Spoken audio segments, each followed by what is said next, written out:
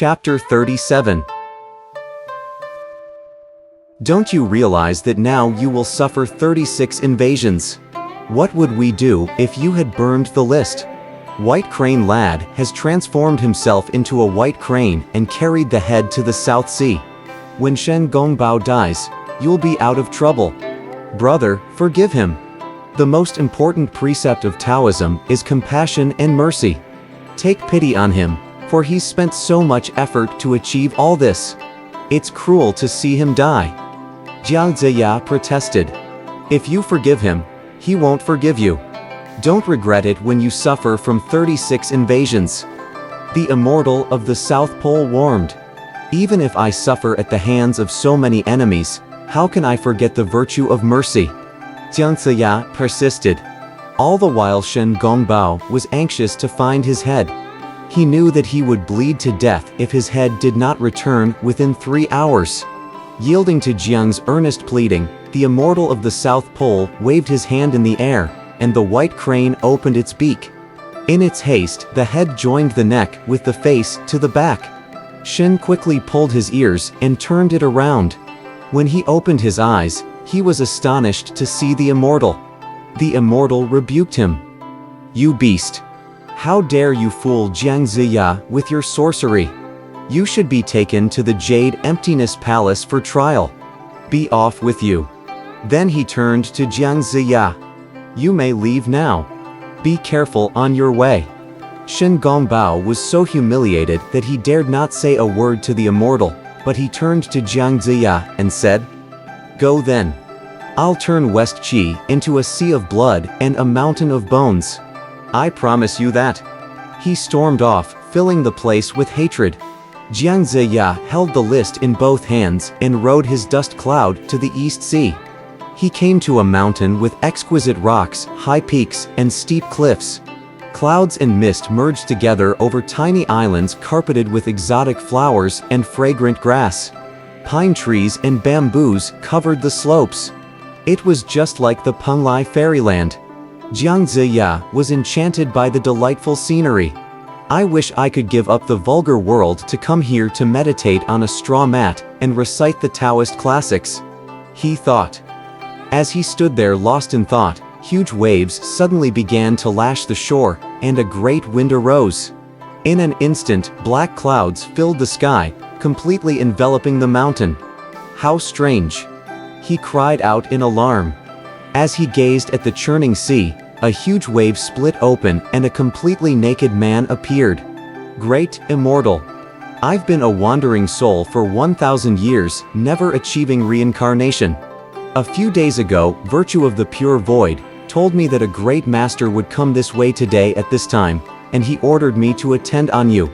I beg you to release me from my suffering in this bitter sea. I will never forget your kindness. The man cried. Who are you? Jiang Ziya asked. Why do you remain here for so long? Tell me honestly. I'm none other than the soul of Bai Jian, a general under Shun Yun. In a battle against Qiyu, I was killed by a burning missile and fell into the sea.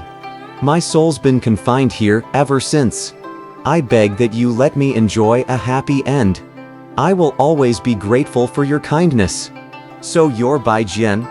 By order of the Jade Emptiness Palace, you must come with me and offer your service to West Qi. Jiang Ziya flung out his fingers and 5 peals of thunder roared, releasing Bai Jian's soul from the sea. Bai Jian immediately fell on his knees and kowtowed in gratitude. With great delight, Jiang Ziya took him along and continued on his way to West Qi. Moments later, they reached their destination only to find a great wind raging through the trees, filling the air with dust. Jiang Ziya found to his surprise that the gods of the 5 roots had come to welcome him. They cried in unison. When we were at Zhaoge, you told us to come to Mount Qi and make ourselves ready to serve you. We knew that you would come this way today and came to meet you. I'll choose an auspicious date on which you'll start the construction of a terrace of creation. Bai Jian shall supervise the work. As soon as the terrace is completed, I'll come here to conduct the opening ceremony. Baijian and the gods of the five roots acknowledged their orders and began the construction on Mount Qi. When Jiang Ziya returned to his mansion in West Qi City, he met Wu Ji and Nejia and asked them to be seated. Did Zhang Guifang challenge us? No, he didn't. Wu Ji replied. Jiang Ziya then went to the palace to see King Wu. What did you achieve on your trip to Mount Kunlun, Prime Minister? Jiang Ziya dared not tell him all the details, as the will of heaven must be kept a secret. He also said nothing relating to Zhang Guifang. You've spared no pains in your service. I feel most uneasy, Prime Minister. King Wu said with concern. That's the way I should always serve the nation. Why should I be afraid of hard work? The following day, Jiang Ziya had the drums beaten to summon his generals. He issued orders to Huang Feihu, Nejia, Xingjia, Xingmian for that night. Meanwhile, Zhang Guifang was anxiously waiting for the reinforcements from Zhaoge. It never occurred to him that Jiang Ziya would make a night raid on his camp. Late that night, hearing the roar of cannons and the shouts of men, he hastily put on his armor, mounted his horse, and rode out of the camp with Feng Ling. In the red glow of hundreds of flaming torches, he saw that the Zhou warriors had completely vanquished his army. Riding on his wind-fire wheels and wielding his fire-tip lance, Nejia fought his way towards them like a fierce tiger. At the sight of him, Zhang Guifang immediately took flight. Huang Feihu engaged Feng Ling in the left camp, while Xingjia and Xingmian launched an attack on the right camp. They met little resistance and soon got through to the back camp, where they broke open the prison carts and set Nengong Kuo and Zhou Ji free. The situation was hopeless. Zhang Guifang and Feng Ling had no choice but to escape while they could. Corpses lying in pools of blood littered the Shang camp, and the army was in tatters. Zhang Guifang took the remnants of his troops and retreated to Mount Qi. Never since I became a commander have I lost a battle. But today we've suffered a terrible defeat. I feel devastated. Zhang Guifang told Feng Ling. He hastily wrote an urgent report to Zhaoge requesting reinforcements. Jiang Ziya and his men, meanwhile, had returned to the city in triumph, singing and dancing. Grand Tutor Wen was holding a conference with his generals and advisors when Zhang Guifang's report arrived. He read it and gasped in astonishment.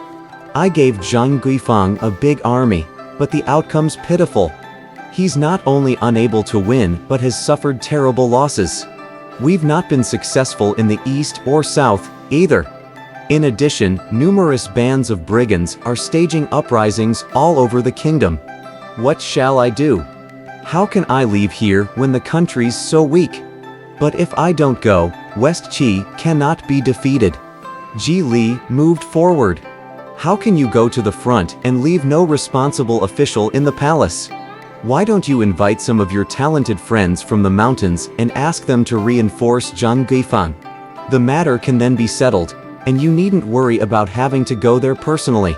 As a result of this decision, 4 Taoists lost their lives, and the first names appeared on the Terrace of Creation.